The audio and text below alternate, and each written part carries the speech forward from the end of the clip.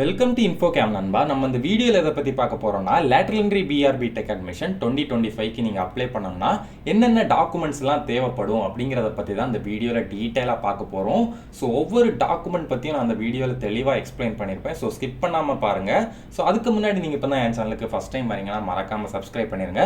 Subscribe பண்ணிட்டு பக்கத்தில் இருக்க பெல் ஐக்கானை கிளிக் பண்ணி ஆளுங்கிற நோட்டிஃபிகேஷன் கொடுத்து வச்சுக்கோங்க. அப்போ தான் நான் இது மாதிரி வீடியோஸ் போட்ட உடனே உங்கள் மொபைலுக்கு நோட்டிஃபிகேஷன் ஆகும் நண்பா. சரி வாங்க நண்பா, வீடியோக்குள்ளே போகலாம். Lateral entry PR BTech admission 2025 பொறுத்தவரையில் இன்னும் ஸ்டார்ட் ஆகலை. இருந்தாலும் அதுக்கு தேவைப்படுற டாக்குமெண்ட்ஸ் பற்றி ஏன் நான் இப்போவே சொல்கிறேன்னு பார்த்தீங்கன்னா, ஸோ நான் இப்போ சொல்ல போகிற டாக்குமெண்ட்ஸில் ஏதாச்சும் உங்கள் கையில் இல்லாமல் இருந்துச்சுன்னா இப்போவே அரேஞ்ச் பண்ணி வச்சுக்கோங்க.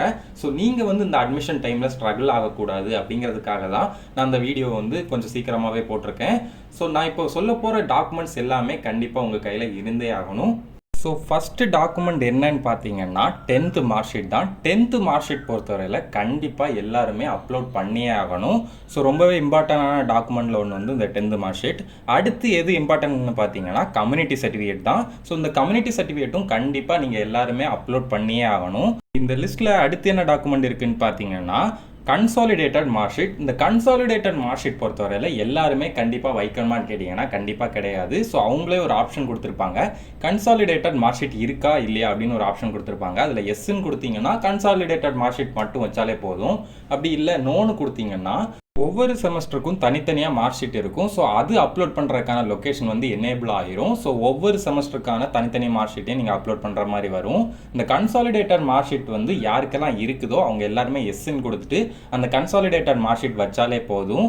அப்படி இல்லாதவங்க நோ கொடுத்துட்டு மற்ற மார்க் ஷீட் எல்லாமே நீங்கள் அப்லோட் பண்ணிக்கலாம். இந்த மார்க் ஷீட் அப்லோட் பண்ணுறது பொறுத்தவரையில் 2025ல் பாஸ் அவுட் ஆக போகிற ஸ்டூடெண்ட்ஸ் எல்லாருக்குமே ஒரு டவுட் வரும். அது என்னன்னு பார்த்தீங்கன்னா, உங்களுக்கு ரிசல்ட்டே இன்னும் வரல, அப்படி இருக்க பட்சத்தில் நாங்கள் எப்படி ஒரிஜினல் மார்க் ஷீட்டை அப்லோட் பண்ணுறது அப்படின்னு கண்டிப்பாக உங்களுக்கு ஒரு டவுட் வரும். ஸோ இதுக்கான பதில் என்னன்னு பார்த்தீங்கன்னா, உங்களோட ஃபைனல் செமஸ்டர் மார்க் ஷீட்டை தவிர்த்து மற்ற எல்லா மார்க் ஷீட்டுமே கண்டிப்பாக உங்கள் கையில் இருக்கும். அதெல்லாம் நீங்கள் அப்லோட் பண்ணிக்கோங்க. அந்த ஃபைனல் செமஸ்டருக்கான மார்க் ஷீட்டுக்கு மட்டும் என்ன பண்ணுறதுன்னு கேட்டிங்கன்னா, அது நீங்கள் அப்லோட் பண்ணணும்னு அவசியம் இல்லை. 2025ல் பாஸ் அவுட் ஆக போகிற ஸ்டூடெண்ட்ஸுக்கு மட்டும் இந்த final semester mark sheet optional தான்.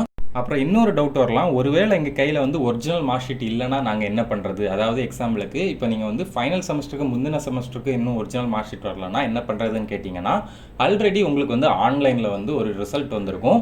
அதை பிரிண்ட் அவுட் எடுத்து உங்களோட காலேஜில் போய் ஒரு அட்டஸ்டேஷன் மட்டும் வாங்கி அதை அப்லோட் பண்ணாலே போதும்.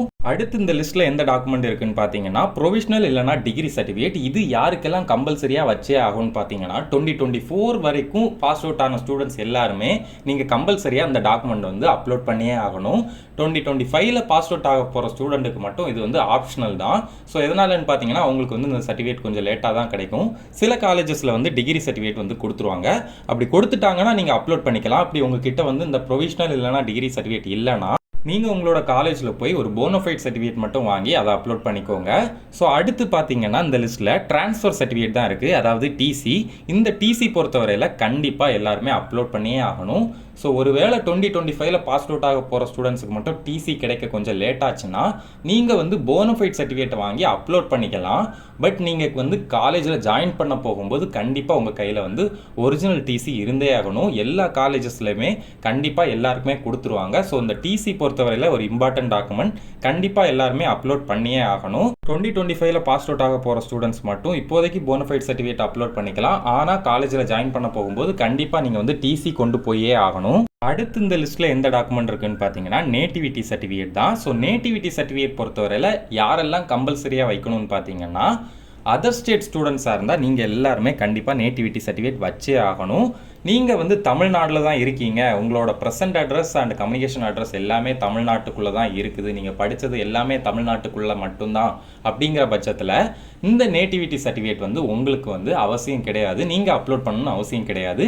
அதர் ஸ்டேட் ஸ்டூடெண்ட்ஸ் எல்லாருக்குமே கண்டிப்பாக இந்த நேட்டிவிட்டி சர்டிஃபிகேட் அப்லோட் பண்ணியே ஆகணும். அப்புறம் இந்த அதர் ஸ்டேட் ஸ்டூடெண்ட்ஸ் பொறுத்தவரையில் யாரெல்லாம் இந்த அதர் ஸ்டேட் ஸ்டூடெண்ட்டாக இருந்து இந்த லேட்டரல் என்ட்ரி பிஆர் பிடெக் அட்மிஷனுக்கு அப்ளை பண்ணிக்கலாம், அதுக்கான எலிஜிபிலிட்டி என்ன அப்படிங்கிறத பற்றி நான் தனியாகவே ஒரு வீடியோ மேக் பண்ணி போடுறேன். அடுத்து இந்த லிஸ்ட்டில் எந்த டாக்குமெண்ட் இருக்குன்னு பார்த்தீங்கன்னா, நீங்கள் ஃபஸ்ட் கிராஜுவேட் ஸ்டூடெண்ட்டாக இருந்து இந்த அட்மிஷனுக்கு அப்ளை பண்ணும்போது ஃபஸ்ட் கிராஜுவேட்டில் எஸ்ன்னு கொடுத்து அப்ளை பண்ணியிருந்தீங்கன்னா நீங்கள் கண்டிப்பாக ஃபஸ்ட் கிராஜுவேட் சர்டிஃபிகேட் அப்லோட் பண்ணியே ஆகணும். ஒருவேளை நீங்கள் ஃபஸ்ட் கிராஜுவேட் இல்லாமல் இருந்தால் நீங்கள் அப்ளை பண்ணும்போதே நோன்னு கொடுத்து அப்ளை பண்ணிக்கோங்க. சர்டிஃபிகேட் அப்லோட் பண்ணுற பிளேஸ்லேயும் உங்களுக்கு அதுக்கான ஃபர்ஸ்ட் கிராஜுவேட் சர்டிஃபிகேட் அப்லோட் பண்ணுங்கள் அப்படின்னு ஒரு ஆப்ஷன் வந்து காட்டவே செய்யாது.